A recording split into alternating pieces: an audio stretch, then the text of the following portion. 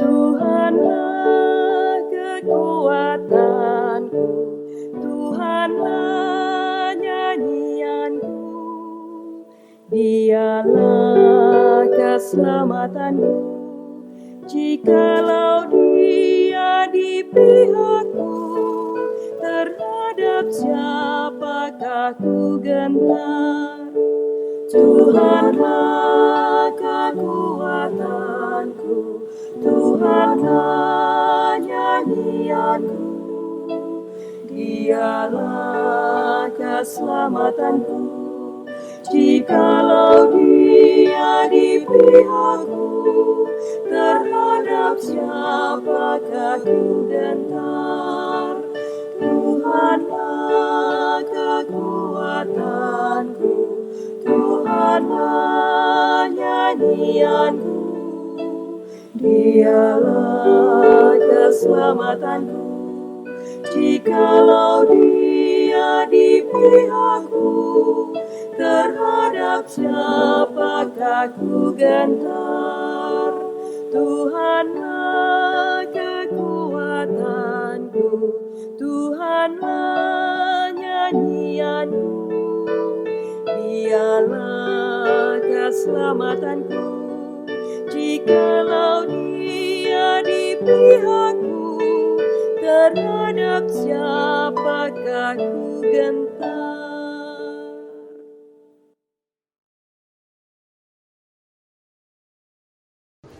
Pembacaan diambil dari kitab Mazmur 69 ayat 2-3. Selamatkanlah aku ya Allah, sebab air telah naik sampai ke leherku. Aku tenggelam ke dalam rawa yang dalam, tidak ada tempat bertumpu. Aku telah terperosok ke air yang dalam, gelombang pasang menhanyutkan aku. Selamat pagi Bapak Ibu, saudara-saudari kekasih Tuhan. Selamat tahun baru. Semoga di tahun ini kita semua tetap bersukacita dan tetap ada dalam keadaan sehat dan baik. Pagi ini kita akan bersama-sama kembali dalam persekutuan doa pagi, dan untuk memulainya, saya ajak kita untuk bersatu dalam doa. Kita berdoa. Bapa kami di sorga, terima kasih ya Tuhan, hari baru Tuhan berikan kepada kami. Kami bersyukur untuk kesempatan, kemurahan, kebaikan yang Tuhan nyatakan bagi kami, sehingga kami boleh berjumpa secara online dalam ibadah pagi ini. Kiranya Tuhan memberkati setiap kami yang mengambil bagian dalam ibadah ini, dan kami mau memberi hati kami dan diri kami untuk bersama-sama belajar mendengarkan firman Tuhan dan boleh menjadikan firman itu pegangan dalam hidup kami. Ini doa kami, di dalam nama Tuhan Yesus kami berdoa dan bersyukur. Amin. Bapak Ibu, bacaan Alkitab bagi kita pada pagi ini terpilih dari Kisah Para Rasul pasalnya yang ke-22, ayatnya yang kedua sampai ayatnya yang ke-16. Demikian firman Tuhan. Ketika orang banyak itu mendengar, ia berbicara dalam bahasa Ibrani, makin tenanglah mereka. Ia berkata, "Aku adalah orang Yahudi, lahir di Tarsus di tanah Kilikia, tetapi dibesarkan di kota ini. Dididik dengan teliti di bawah pimpinan Gamaliel dalam hukum nenek moyang kita, sehingga aku menjadi seorang yang giat bekerja bagi Allah, sama seperti kamu semua pada waktu ini. Dan aku telah menganiaya pengikut-pengikut jalan Tuhan sampai mereka mati. Laki-laki dan perempuan kutangkap dan kuserahkan ke dalam penjara. Tentang hal itu, baik imam besar maupun majelis tua-tua dapat memberi kesaksian. Dari mereka aku telah membawa surat-surat untuk saudara-saudara di Damsyik, dan aku telah pergi ke sana untuk menangkap penganut jalan Tuhan yang terdapat juga di situ dan membawa mereka ke Yerusalem untuk dihukum. Tetapi dalam perjalananku ke sana, ketika aku sudah dekat Damsyik, yaitu waktu tengah hari, tiba-tiba memancarlah cahaya yang menyilaukan dari langit mengelilingi aku. Maka rebalah aku ke tanah dan aku mendengar suatu suara yang berkata kepadaku, "Saulus, Saulus, mengapa engkau menganiaya aku?" Jawabku, "Siapakah engkau, Tuhan?" Katanya, "Akulah Yesus, orang Nazaret yang kau aniaya itu."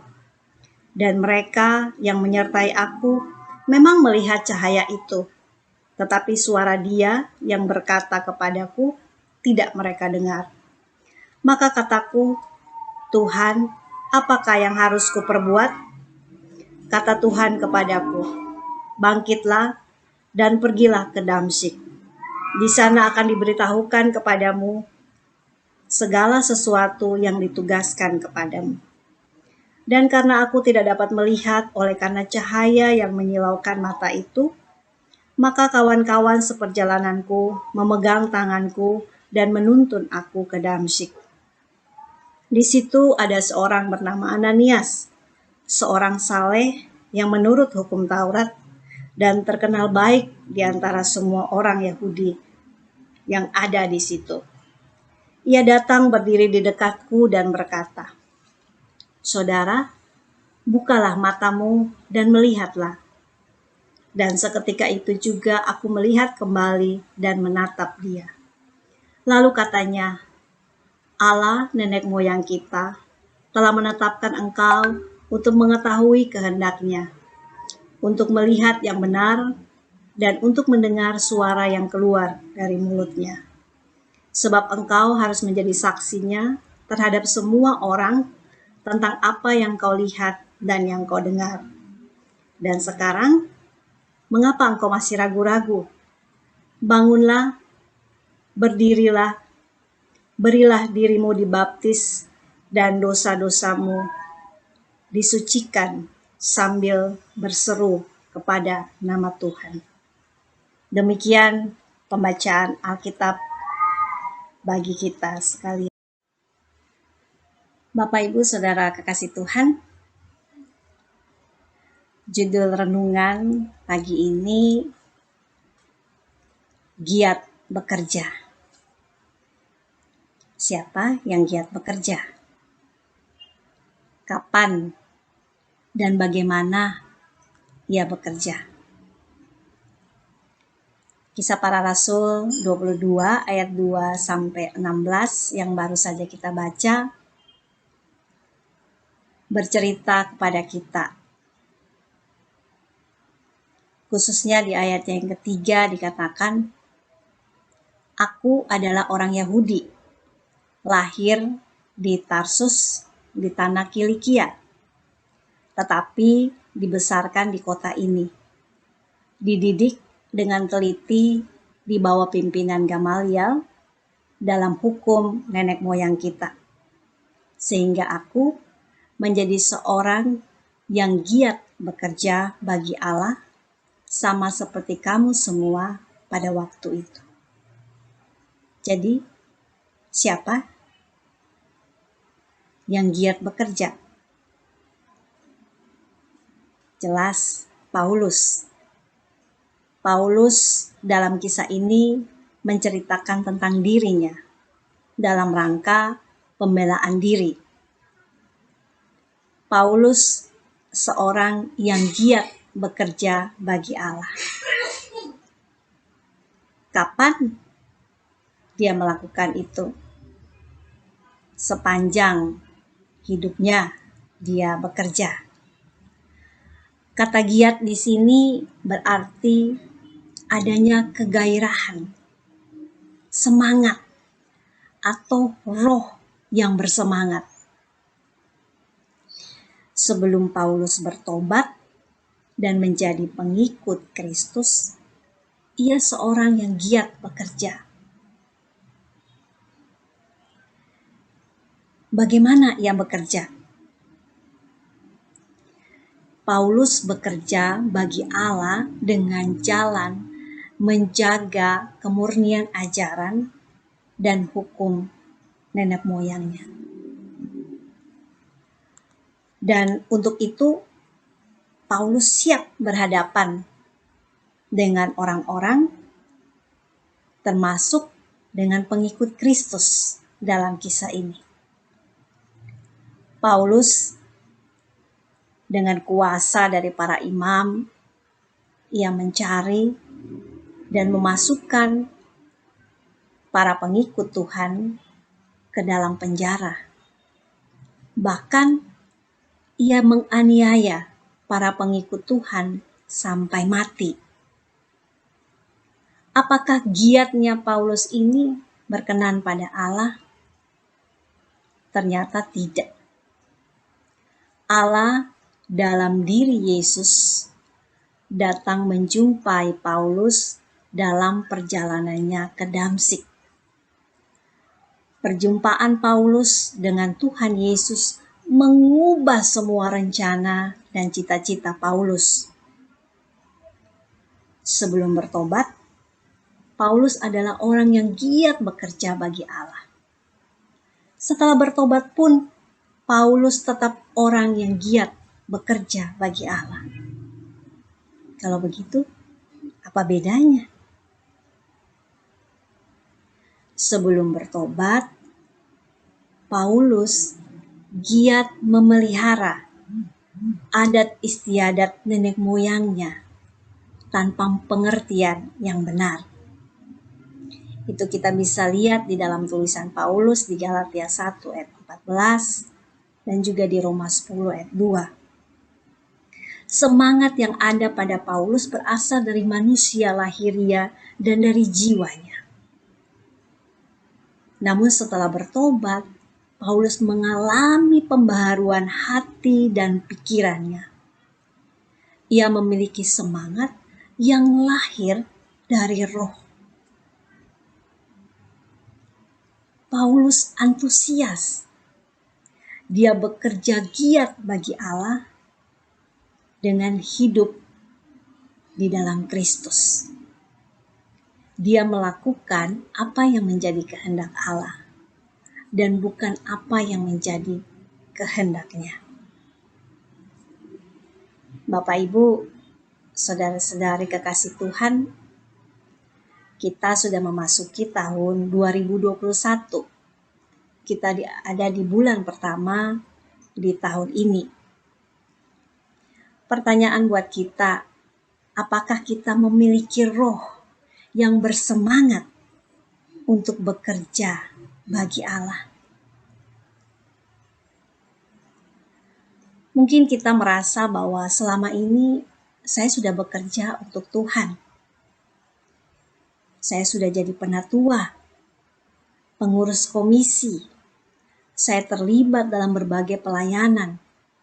Saya membantu gereja, menjadi karyawan yang baik, pedagang dan pengusaha yang bekerja keras. Namun dalam pekerjaan yang kita jalani itu, kita menjadi lelah. Ada perasaan jengkel, tak bergairah. Kerja seakan tak bergerak maju. Lalu kita berpikir untuk mundur, berhenti karena merasa sia-sia.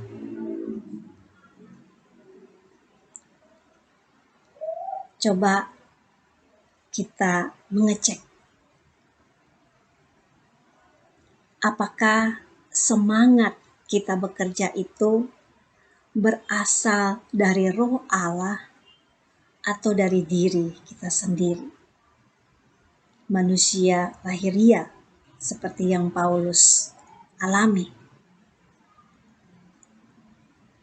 Bapak Ibu kekasih Tuhan, selama hidup kita dipenuhi Roh Allah dan firman-Nya, maka semangat itu akan terus berkobar. Roh Allah memberikan semangat dan kegembiraan. Ada perasaan senang. Kerja menjadi menyenangkan. Karena kita meyakini kerja itu dari Allah. Lalu, bagaimana kita menjadi giat atau bersemangat? Kuncinya, teruslah hidup dalam relasi dengan Allah. Berdoalah pada Tuhan setiap hari. Teruslah setia dalam membaca firman-Nya. Maka Roh Allah akan memenuhi hati dan pikiran kita. Roh Allah akan terus memberikan semangat, sehingga kita akan terus giat bekerja bagi Allah. Amin. Bapak Ibu, mari kita bersatu dalam doa. Bapa di sorga, kami bersyukur buat firman yang boleh kami dengar pagi ini. Kami mohon biarlah Roh Kudus menolong setiap kami untuk terus bersemangat, memiliki roh yang terus berkobar, sehingga kami boleh terus giat dalam pekerjaan-pekerjaan yang baik.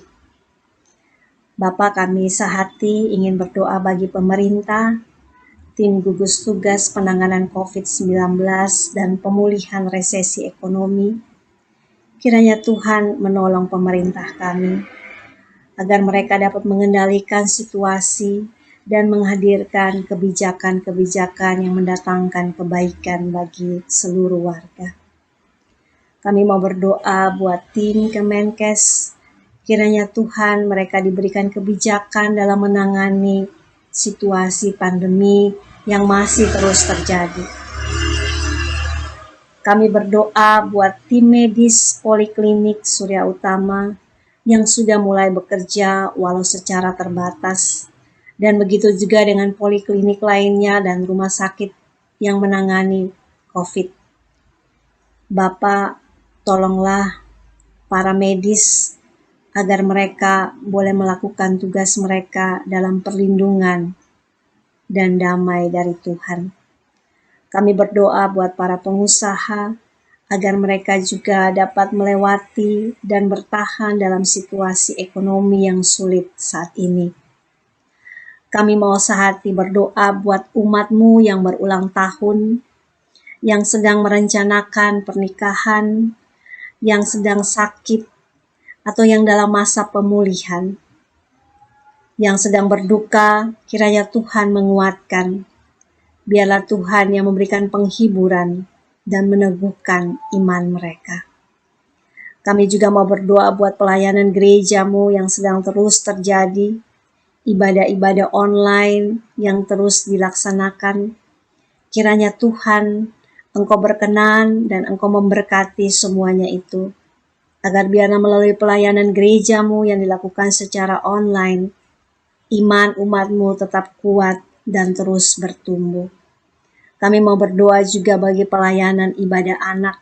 Kami berdoa buat guru-guru sekolah minggu yang mengambil bagian dalam pelayanan ini. Kiranya melalui pelayanan di dalam ibadah anak, anak-anak boleh berjumpa dengan Tuhan dan mereka juga boleh mengalami pertumbuhan iman. Terima kasih ya Allah, ini doa dan ungkapan syukur kami, ini permohonan kami yang kami naikkan di dalam satu nama, Tuhan kami Yesus Kristus. Amin.